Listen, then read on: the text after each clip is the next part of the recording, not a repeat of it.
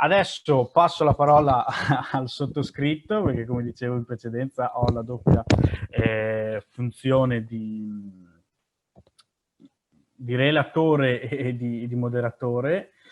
e faccio partire la mia presentazione. Io farò un breve excursus invece simile a quello di Nicola per quanto riguarda i prezzi e la situazione di mercato dei biocombustibili.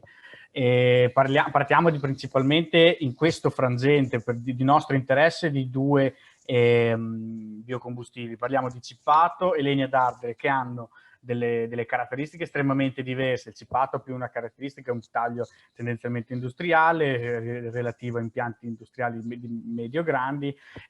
una filiera tendenzialmente più semplice e diretta, ha un aspetto quindi locale, in massima parte locale, e ha problemi legati alla qualità e alla destinazione d'uso. La legna invece ha un carattere più per il privato, una destinazione d'uso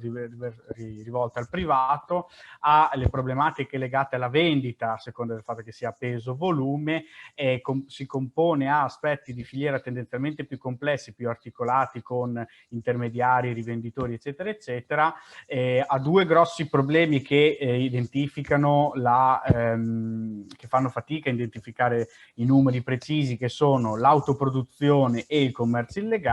e altro aspetto che caratterizza in maniera purtroppo negativa è la questione delle UTR e l'importazione illegale, che è sicuramente più presente rispetto al settore del cippato. Io vi inizio subito facendovi vedere questa slide, che è la rilevazione dei prezzi dal 2014 al 2020 per quanto riguarda il costo dell'energia primaria, e mette a confronto sia combustibili fossili sia i combustibili di origine legnosa. Quello che vedete segnalato dal cerchio rosso è il crollo che c'è stato a inizio anno, subito nel primissimo periodo di pandemia, che ha interessato i combustibili fossili, gasolio da riscaldamento e gas naturale in primis, gasolio agricolo invece ha attutito leggermente la caduta e ne ha subita poi una seconda. E questo di contro invece, questo risultato di contro al costo e al prezzo, il costo dell'energia primaria è ottenuta da biocombustibili, che come vediamo nelle ultime 3-4 righe ha avuto un andamento tutto sommato in linea con quello che era l'anno precedente, il tempo precedente. Ciò detto, andiamo poi ad approfondire la questione del cippato. Come vedete, il prezzo del cippato, che si divide in classi, ha avuto negli ultimi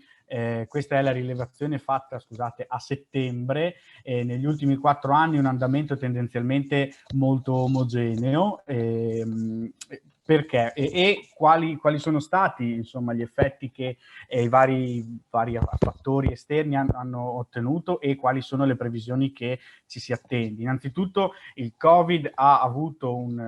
segnato, come dicevo prima, un crollo dei prezzi dei fossili, rendendo poi andando ad assottigliare quella convenienza che c'è tra fossili e biocombustibili. Ha tra l'altro rallentato le operazioni forestali, quindi come poi giustamente diceva anche Nicola nella sua presentazione, quindi con tutti i ritardi che ne sono conseguiti. Il VAIA sta registrando la presenza di materiale che si sta accumulando e che fatica a trovare una destinazione d'uso, quindi una vendita. Sempre Vaia poi ha scoperto quello che, per quanto riguarda il settore del cippato, la produzione del cippato, ma non solo, il rischio degli improvvisati, i cosiddetti non addetti al settore, che a fronte di una disponibilità di materiale assolutamente importante si improvvisano, con tutte le problematiche del caso, si improvvisano e si dedicano alla produzione di biocombustibili, quali legna d'ardere e cippato, come attività a latere di altre attività. Mercato, vediamo che per quanto riguarda il cippato c'è un export regionale e nazionale che è stato dovuto in seconda battuta appunto da Vaia, chiedo scusa, e export di materiale tendenzialmente verso la direzione della Spagna e del Portogallo. Per quanto riguarda le previsioni che noi come associazione ci attendiamo, abbiamo visto che il Covid sta generando e aveva già generato un generale ritardo su vari aspetti legati principalmente al mercato e all'attivazione di alcuni incentivi che sostengono la filiera su più fronti. Vaia si prospetta che buona parte di quell'invenduto, quindi non materiale che in segheria non avrebbe e non troverà utilizzo e fine, creerà una sovrabbondanza del materiale e quindi un conseguente crollo del prezzo. A livello di mercato ci stiamo fronteggiando adesso, ancora non si vedono molto con certezza i risultati, ma ci aspetteremo delle variazioni in quello che è il prezzo dovute alle incentivazioni che sono già state attivate a livello governativo e quelle che con molto ritardo sembrerebbe stiano per arrivare di qui a pochi mesi. Altra menzione per quanto riguarda una zona esterna, quella che è il Veneto, ma nello specifico la Lombardia, registriamo materiale in accumulo anche in seguito a un altro evento tendenzialmente straordinario che è la tempesta Alex. Andando avanti poi alla legna da ardere, abbiamo, questi qui sono i prezzi medi che si registrano, come dicevo prima, una delle grosse problematiche, una delle più che problematiche e difficoltà che si ha a gestire e a fare questo tipo di analisi sulla legna da ardere è che viene venduta a volume, a peso e quindi ne va a variare in maniera, il contenuto idrico ne va a variare molto il valore. Vediamo che per quanto riguarda una legna di buona qualità si ha circa un valore di 165 euro alla tonnellata come valore medio che varia dai 153 ai 184 euro. Si scende a 78 euro se si parla di metri steri accatastati. Qui gli effetti che abbiamo registrato sono: il Covid ovviamente ha registrato un blocco delle vendite degli apparecchi, un ritardo, comunque una diminuzione di vendite degli apparecchi domestici che si è in qualche misura poi riversato anche su quello della legna da ardere. Sono state rallentate anche le operazioni forestali, in alcune zone sono state bloccate per un certo periodo anche in maniera totale quelle di autoproduzione e per quanto riguarda Vaia si registra un materiale in accumulo che in alcune zone non è ancora stato sboscato chiaramente. Il mercato, l'export, scusate qui c'è un errore, un import è stato ridotto per i limiti di possibilità di trasferimenti tra vari confini internazionali e le previsioni che noi come associazione ci attendiamo, nuovamente la stessa misura per quanto riguarda il cippato, un generale ritardo su vari aspetti, incentivazioni eccetera eccetera, il crollo della qualità di questo materiale che non viene raccolto. Le incentivazioni nazionali invece ci si aspetta che, vista anche poi la strutturazione delle stesse, con specifica attenzione alla certificazione di qualità del materiale, possa dare slancio in qualche maniera al settore, e appunto anche questa una richiesta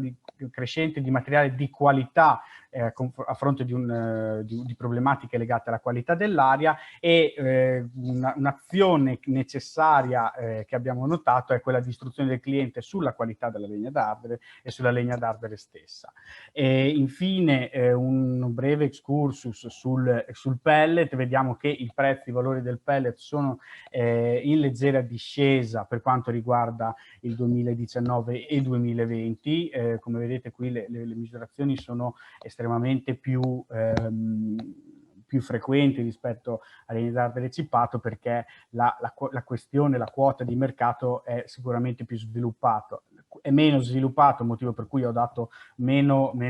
tempo, ho dedicato meno tempo al pellet, è il fatto che la produzione nazionale di pellet sia estremamente ridotta, si aggira intorno ai 400.000 metri cubi di materiale. Infine gli aspetti che, come dicevo, per quanto riguarda le attività future per chi opera, all'interno del settore dei biocombustibili, sono la differenziazione valutazione del materiale e la ricerca della qualità dello stesso. Quindi qui vedete il marchio di qualità e poi due materiali che sono legati a doppia mandata a quello che è il settore dei biocombustibili, quali il carbone vegetale e il cippato calibrato, che sono materiali biocombustibili che, a differenza della più classica legna d'ardere e del più classico cippato, hanno una marginalità tendenzialmente più alta e un costo di conseguenza più alto.